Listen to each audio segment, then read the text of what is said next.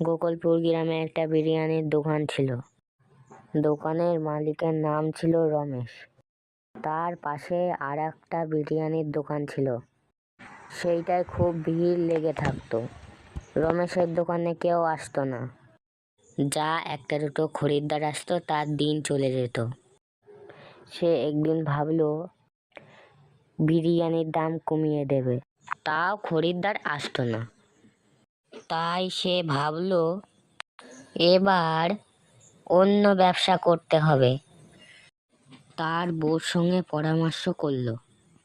তার বউ বলল, গ্রামে গ্রামে বিরিয়ানি বেচলে হয় না? রমেশ বলল, তাও ঠিক। পরের দিন সকালবেলা রমেশ বেরিয়ে পড়ল একটা ভ্যান রিক্সা খুঁজতে।